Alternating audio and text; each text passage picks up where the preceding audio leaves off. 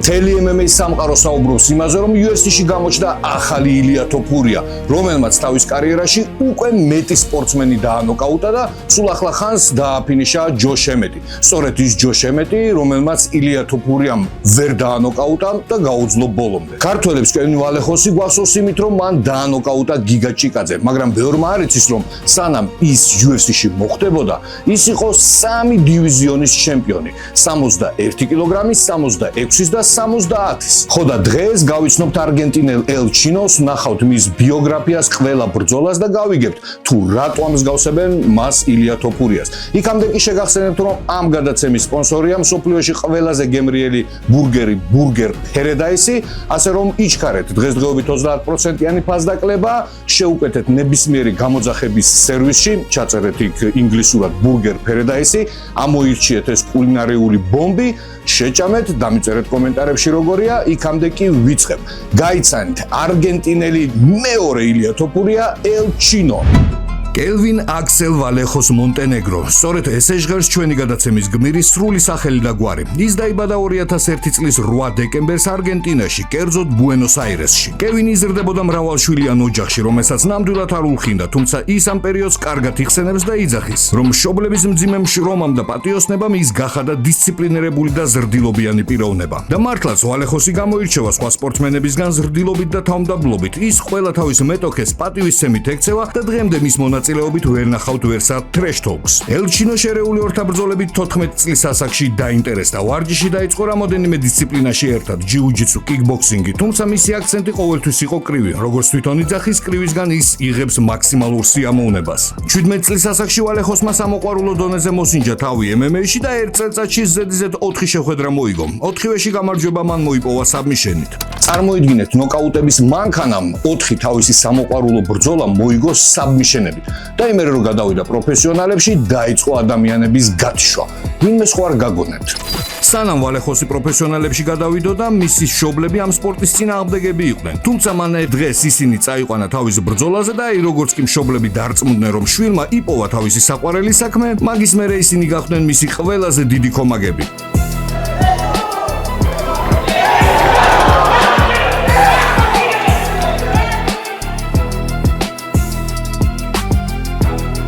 ინტერნეტში ვალეხოსის ყველა ბრძოლა სამწუხაროდ არ არის, მაგრამ გეტყვით, რომ 2021 წელს მან 2 შეხვედრა ჩაატარა, ორივე მოიგო ნოკაუტით და მერე 2022-ში 7 ბრძოლა ჩაატარა და 7-ვეში გაიმარჯვა. ასევე გახდა ჩემპიონი, Samurai Fight House-ის ჩემპიონი.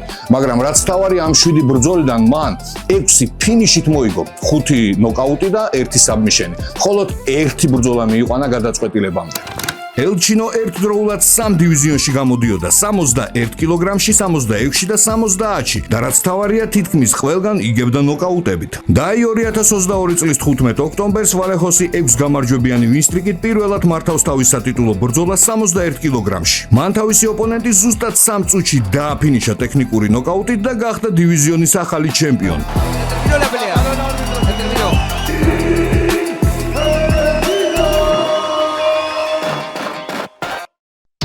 ზუსტად ერთ თვეში ელ ჩინო კიდევ ერთ სატიტულო ბრძოლას მართავს, ამჯერად 66 კილოგრამში, სადაც მას დაუპირისპირდა თავისი მოგვარე ემანუელ ვალეხოსი. კევინმა თავისი მეტოქე 6 წუთში დაშალა. ის უკეთესი იყო ყველა ასპექტში, ასრულებდა ლამაზ გდებებს, დამაზიანებლად მუშაობდა პარტერში და განსაკუთრებულად კარგად გამოიყურებოდა დგომში, სადაც მრავალ დარტყმიან და მრავალსართულიან კომბინაციებს ისროდა, ზუსტად ისე როგორც ილია თოფურია. ვალეხოსმა ეს შეხვედრა ტექნიკური ნოკაუტით დაასრულა მიწაზე ჩაქოლვით და გახდა ორგანიზაციის 2 წონითი კატეგორიის ჩემპიონი. Excelente. Versus. Yo creo que el chino está buscando. Que lo hace parecer.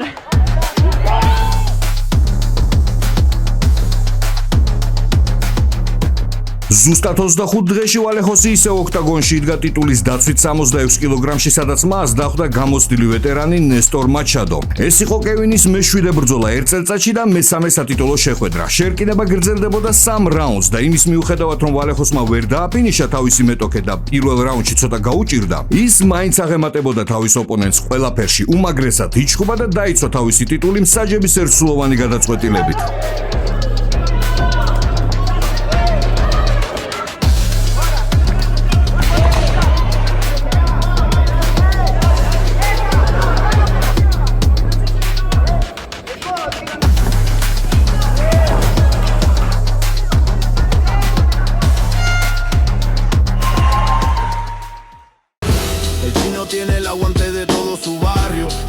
ელჩინო დაუბრუნდა ბრძოლებს თავის კარიერაში ყველაზე ხანგრძლივი სამთვიანი პაუზის შემდეგ, მაგრამ ამჯერად მან განიზრახა მესამე დივიზიონის დაპყრობა. 2023 წლის 12 მარტს კევინი შეხვდა ალდო ესპინდოლას კონზეიდო ვაკანტური კამარის 70 კილოგრამში. ვალეხოს 2 წუთი და 23 წამი დასჭირდა იმისათვის, რომ გაენადგურებინა თავისი მეტოქე. მან ჯერ ალდო კინაღამ დააღწია, შემდეგ კი სასტიკად ჩაქოლა და გახდა 3 დივიზიონის ჩემპიონი.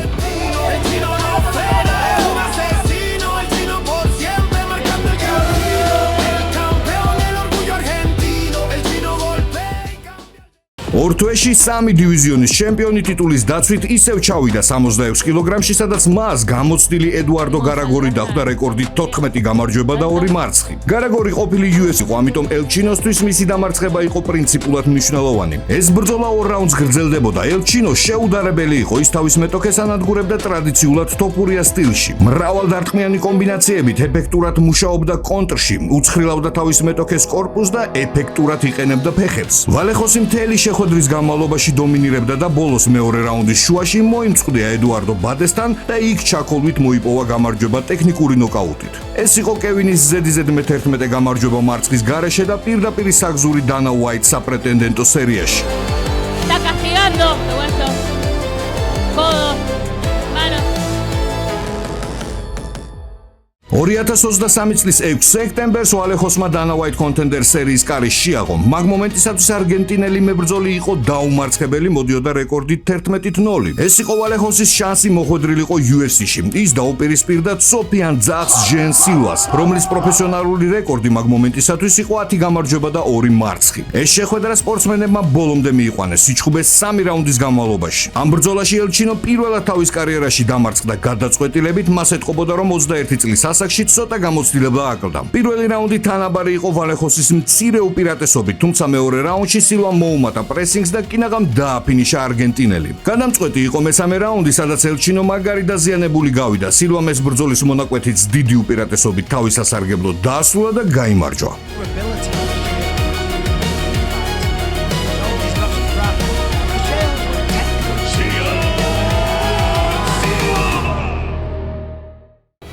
ამ მარცხის მერე, როგორც კევინმა ინტერვიუში თქვა, ის მალევე დაუბრუნდა ვარჯიშებს.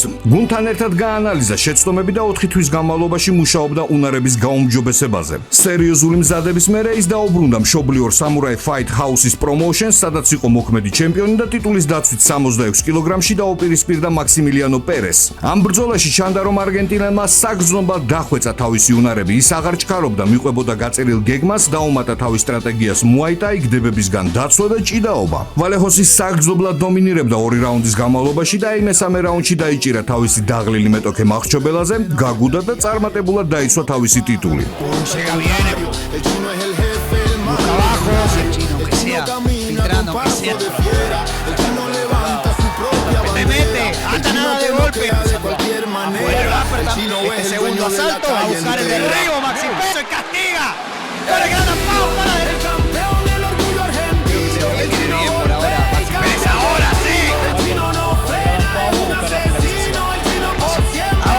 Cerrado, está encajado ese mataleón y se termina lo más.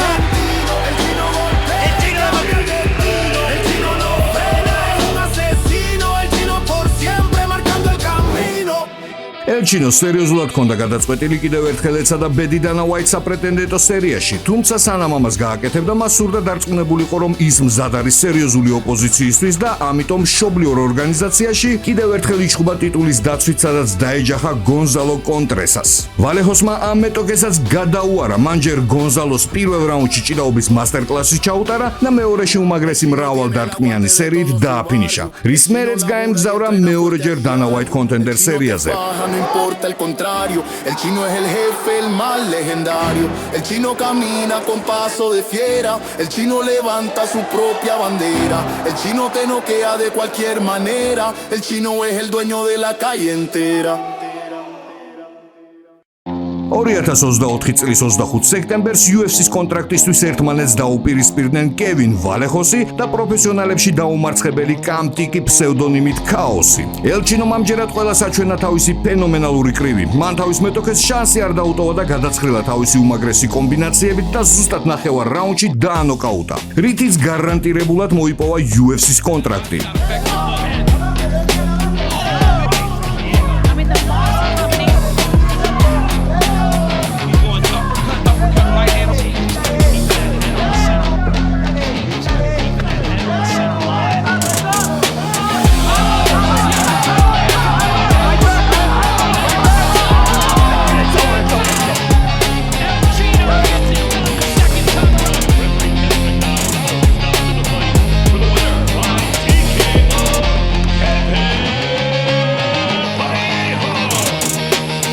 ელჩინოს დებიუტი UFC-ში 2025 წლის 16 მარტს შედგა. მას დაუპირისპირდა კორეელი მებრძოლი სენგ ვუჩოი. რეკორდით 11 გამარჯვება და 7 მარცხი. კევინმა თავისი სადებიუტო შეხვედრა ძალიან ფრთხილად დაიწყო და როგორც კი გაისწორა მიზანი, მესამე წუთზე უძლიერესი მარჯვენა ოვერჰენდით გაუშვა თავისი მეტოქე ნოკდაუნში. რის მერეც მიყვამდა და სასტიკად ჩაქოლა მიწაზე.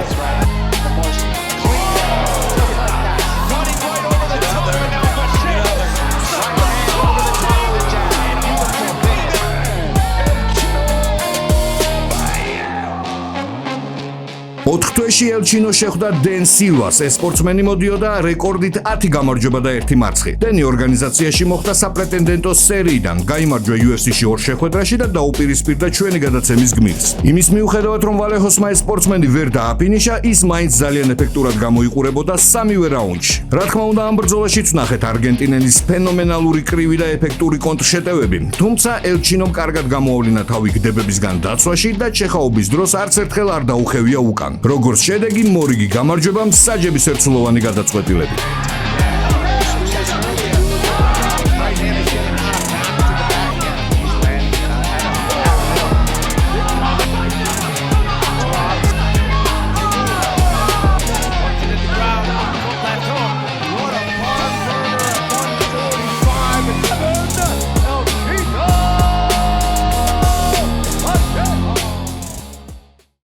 ...2025 წლის 14 დეკემბერი ქართველებს ძალიან მწარედ გვახსენდება, რადგან კევინო ალეხოსი შეხვდა გიგა ჭიკაძეს. ელჩინოს კარიერაში გიგა იყო ყველაზე სერიოზული მეტოქე, რომელიც იმ მომენტში რეიტინგის მე-15 ადგილს იკავებდა. კევინი როგორც ყოველთვის ტრეშ-თოლკის გარეშე დიდი პატივისცემით მოიხსენიებდა ქართველს და იძახდა, რომ მნიშვნელობა არ აქვს, მოიგებს თუ წააგებს. ყველა ვარიანტში ის აპირებს ჰონორარის ფულიდან გარკვეული თანხის გადარიცხვას გიგას ფონდში, რომლითაც ის ეხმარება ონკოლოგიურად დაავადებულ ადამიანებს. რაც შეეხება თვითონ ბრძოლას, გიგა პირველ რაუნდში ბევრად ეფექტურად გამოიყურებოდა ვიდრე არგენტინელი. რა თქმა უნდა, ქართველი ძალიან დამაზიანებლად მუშაობდა ფეხებით და ერთ მომენტში უძლიერესი დარტყმა გაუტარა ელჩინოს ღვიძლში. თუმცა არგენტინელმა თავს უშველა კლინჩი, სადაც სპორტსმენები აქტიობის გარეშე იყვნენ. წესით საჭს უნდა გაეშველებინა მებრძოლები და აქ გიგას ჰქონდა მეტოქის დაფინიშების შანსი. თუმცა რეფერიმ ეს გადაწყვეტილება არ მიიღო.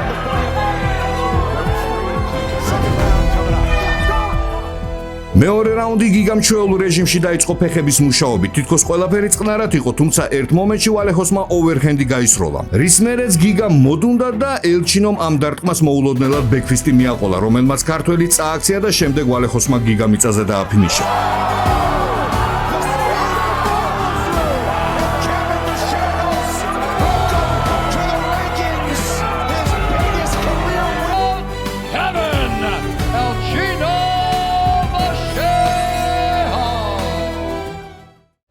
და 2026 წლის 15 მარტს ელჩინო ხდება ჯოშ ემეტს, ადამიანს, რომელიც ილია თოფურიამაც კი ვერ დაანოკაუტა 2023 წელს. ბრძოლის მომენტისათვის ვალეხოსი რეიტინგში იკავებდა მე-14 ადგილს, ემეტი კი მე-11-ეს. ილიასთან მარცხის მერე ჯოშმა ბრაის მიჩელის სასტიკად დაანოკაუტა და თითქოს ჩაჯდა კალაპოტში. თუმცა ამ სპორტში წლოვანებას მაინც დიდი მნიშვნელობა აქვს და ვფიქრობ, სწორედ ამ მიზეზით ის ბრაის მიჩელის შემდეგ ზედიზედ ორჯერ დამარცხდა. 2025 წლის 6 აპრილს ემეტმა ჯერ შეხვედრა გადაწყვეტილებით დაუთმო დაუმარცხებელ ლერონ მორფის და შემდეგ საბმიშენით დამარცხდა იუსუფ ზალათან, რომელიც დღესდღეობით UFC-ში მოდის 5 გამარჯვებიანი ვინსტრიკით. და ის შეხვედრა დაიწყო, ვალეხოსი თავიდანვე უკეთესად გამოიყურებოდა, აღემატებოდა მეტოქეს კრივში და ძალიან ეფექტურად უტევდა კონტრში. მესამე წუთის მიწურულს ელჩინომ დარტყმების სვლაში უძლიერესი ჰუკით ყბაში წააქცია ემეტი, რის მერეც მიწაზე გათელა სრული ამ სიტყვის მნიშვნელობით. თუმცა ემეტმა მოიკრიბა ძალები და მაინც ადგა, მაგრამ იმდენად დაღეჭილი იყო, რომ ვალეხოსმა ის უპრობლემოდ მეორე წრეზე ჩაქოლა და მოიპოვა გამარჯვება ტექნიკური ნოკაუტით.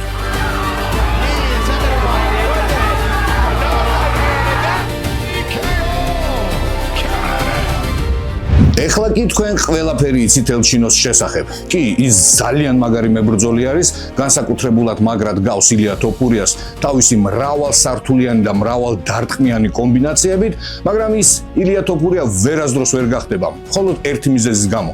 მას უკვე წაგება აქვს და ისედაც ილია თოფურიამდე ძალიან ბევრი უკლია. ის პერსპექტიული პროსპექტია და საინტერესოა. ესე თუ გააგრძელა, როდის მიიღებს სატიტულო ბრძოლას. დიდი ალბათობით ვალეხოსის შემდეგი მეტოქე იქნება ჟენ სილვა ერთადერთი ადამიანი, რომელმაც დაამარცხა ეს მებრძოლი. ხო და მაინტერესებს, რას ფიქრობთ თქვენ, თუ შედგა ეს ბრძოლა, ამჯერად ვინ გაიმარჯვებს?